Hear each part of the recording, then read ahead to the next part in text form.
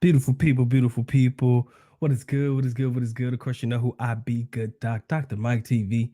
Back again, once again. You should already know that this one is poised to be an instant classic in the making. If this is by far your first time to the Dr. Mike TV experience, make sure you subscribe, make sure you notify, doing the good things to make yourself well versed in the good docs content. All my stuff shall be listed in the link in the description area below. Anybody interested in getting their International Passport Association certified member hoodie, that'll also be linked below my video here on YouTube. Ladies and gentlemen, I want to talk to you guys today about none other than the great pastor himself, Pastor Apollo Quiboloy. Now, Pastor Quibuloy is, I believe, the pastor of the leader, cult leader, what I would like to call him, of the Kingdom of Jesus Christ. Right? This is one of the biggest movements, damn near outside of Christianity, in Davao City, in my personal opinion. He kind of gives me Jim Jones vibes. Y'all know Jim Jones. You should know what I'm talking about. But I don't have really anything negative to say about this man because I do not know this man personally. So a lot of people ask me, yo, Doc, man, why is this story even important to you? Why does it even mean anything to you? And why are you even covering it?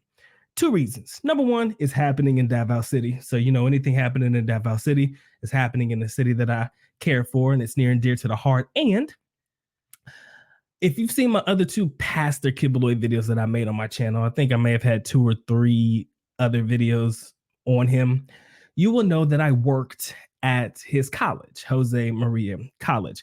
I had a homegirl that was in the doctorate program with me at our university, and she put me on. Trust me, it was not for the money. It was for the experience. I did a semester there, and it was probably one of the more interesting experiences of my life. All right.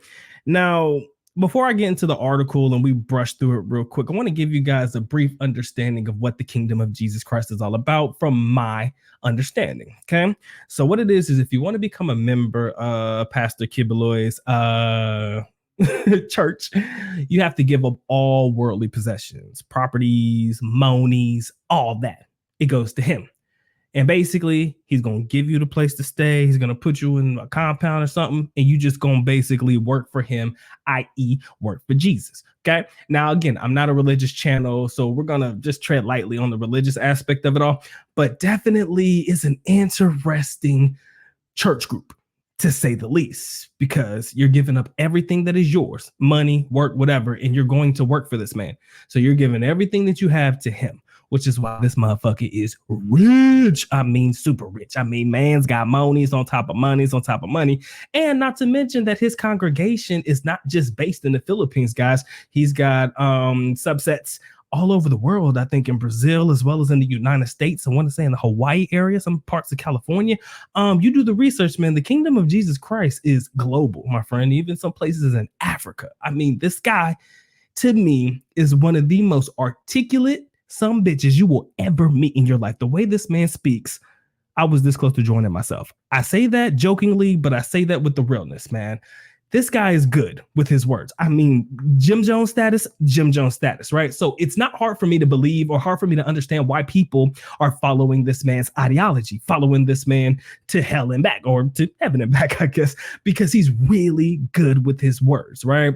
He also owns his own media station in Davao City. I think it's called the Sunshine TV, Sunshine Channel. I can't remember. All I know is that when I was working there, it was on every television side of the campus, which is how I actually became familiar with his talking points. I never physically met the man, but when I heard him speak, just sitting in the canteen, the cafeteria one day, just between classes, I was listening to this man. I said, yo, this man is really good with his words. One of the greatest marketers I've ever come across in my entire life. And although I do admire this man for the way that he speaks, how articulate he is, and the way that he is able to market himself to the point that he has these millions and millions and millions of followers that are willing to die for him, I have to say that I'm not necessarily on par with everything that he has to say. So what I'm going to do real quick is I'm going to get into this nice little article that my father sent me courtesy of CNN. Y'all know CNN is US based, and they're talking about it from their perspective, outside lens looking in.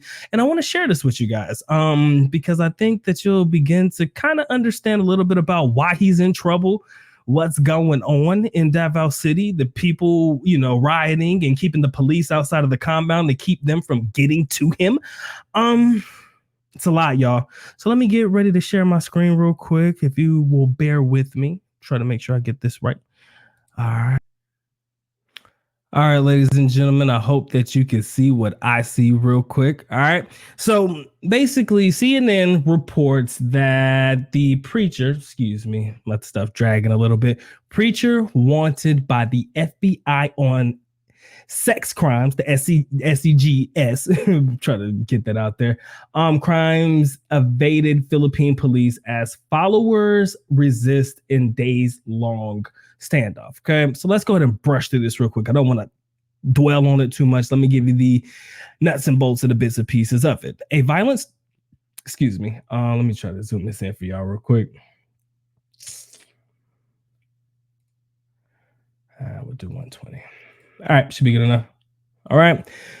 It says a violent standoff between Philippine police and followers of fugitive preacher wanted by the FBI and local enforcement on some abuse crimes and trafficking entered the fourth day on Tuesday as nearly as 2,000 officers surrounded a sprawling church compound.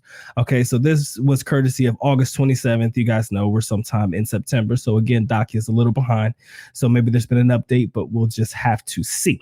So basically, I don't know if you guys have ever seen this man's Coliseum. He has, and I forgot to mention, this sprawling estate, this big Coliseum, damn near the size of football stadiums here in the United States, where he just preaches to people. It is crazy. It is massive. It is right near the Davao City Airport. You see it when you're coming in. You see it when you're leaving. That thing is crazy big.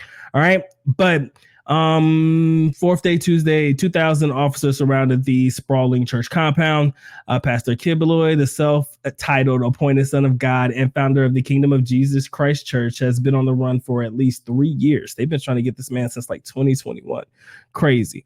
2021 indictment accuses the 74-year-old and his alleged accomplices, of some trafficking, ring, coercing young ladies to do some bad things. Okay, I'm gonna leave the link in the description area below so that you guys can check this out as well.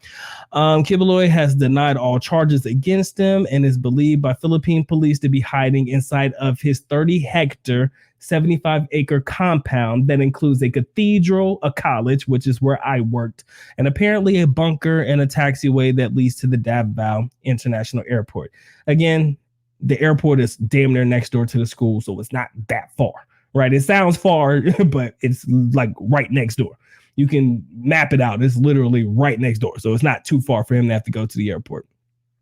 Police have been attempting to arrest the preacher and 5 of his alleged accomplices. Damn, I'm having a hard time with that word.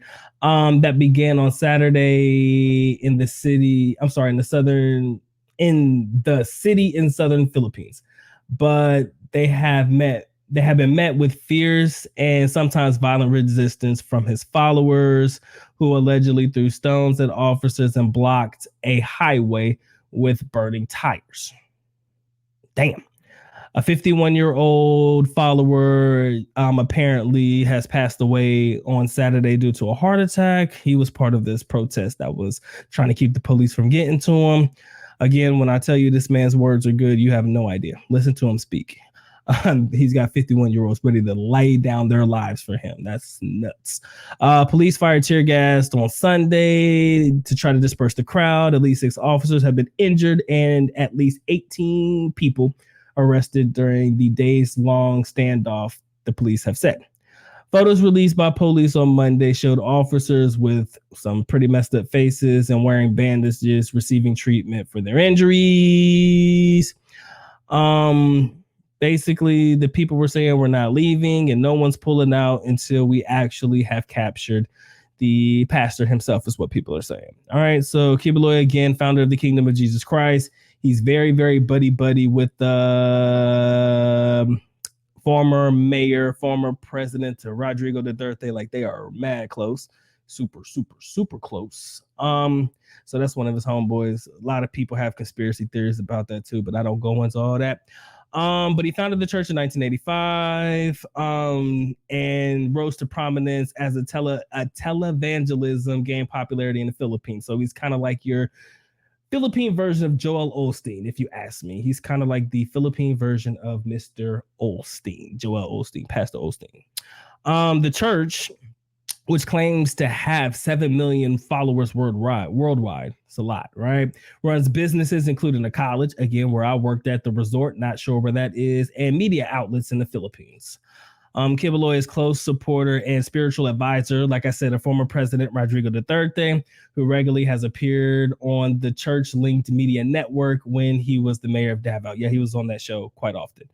I kind of felt like that may have been one of the reasons why I started watching it. But then, aside from him being a regular on that show, you can only imagine that if you were a Duterte supporter, of course you would probably watch Pastor Quibuloy as well. It's not far-fetched for me to believe that there's a connection there. I like mayor or former president Rodrigo Duterte, so why not like Quibuloy, since Quibuloy is a close friend, right?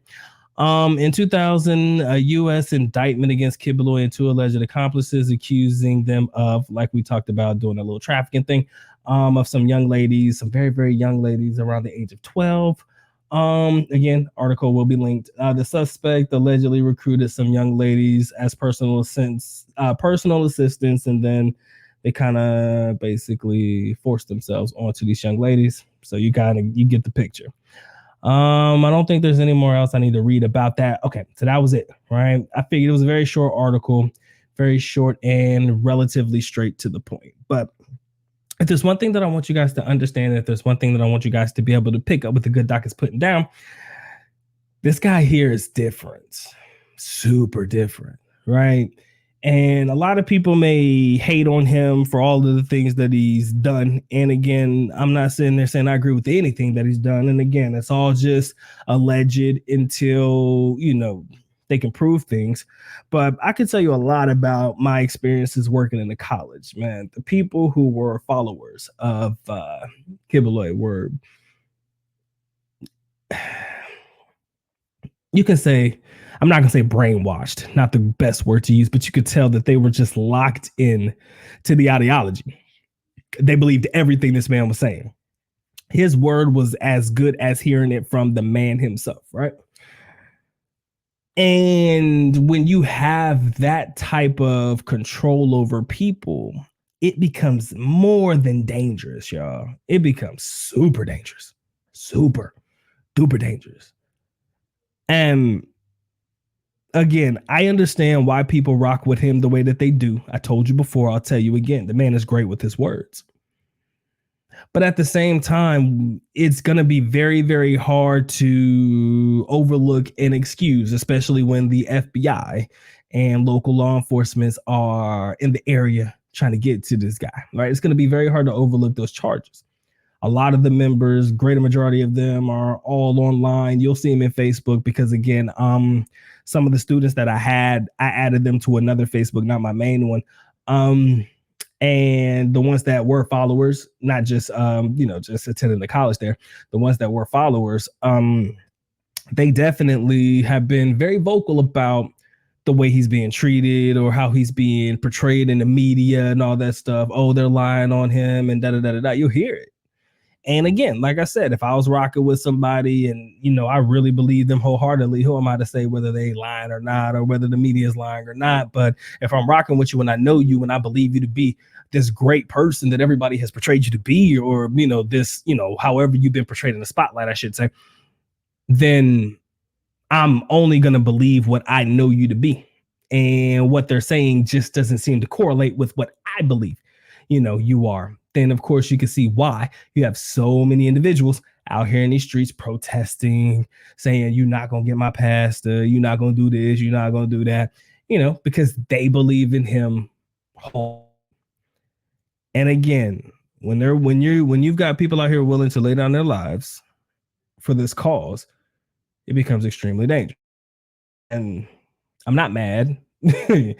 And for most foreigners, it really doesn't affect y'all. But for me, being a member of the or being a teacher at the college for a period of time, like I said, I appreciated the opportunity to be able to do it because they didn't have to give it to me. All right. They did not have to give me that opportunity, which is why I really don't have anything negative to say. But when you start to hear these stories and then you start to hear a lot of things being a little bit more consistent along the lines of things that what people are saying, former members coming out saying, yo, he's not as nice of a guy, da, da, da. It becomes something that somebody with an objective point of view is going to look at and be like, hey, I could kind of see how people could believe that this man is capable of doing the things that people are saying that he's capable of doing, or at least the things that they believe that he did. Now, whether you agree or disagree, ladies and gentlemen, that is what the comment section is for. This is the place for you to not necessarily air out grievances because maybe you know him, maybe you don't. But I will be glad to open the floor, hear what you guys got to say. From your point of view, do you believe he did it? Do you believe he didn't do it? Do you not even care? And I'm sure I might get a lot more Filipinos commenting on this one than my American friends because, hey, this ain't really your problem, or this isn't really something that you have to deal with. It would be different if it was Joel Osteen that was under these allegations. Again, like I said, he is the Philippine version of Joel Osteen. Maybe you guys don't necessarily have comments on it, but I'm just interested to open the floor to see where people's minds are. And if there are any members of his community, by all means, I would love to hear from you as well. Okay. This has been a good doc, man. Dr. Mike TV. Appreciate you guys locking in. Don't forget to like, share, comment, and subscribe. Man, y'all take care. Y'all stay blessed, man. Doc's on to the next one. Peace.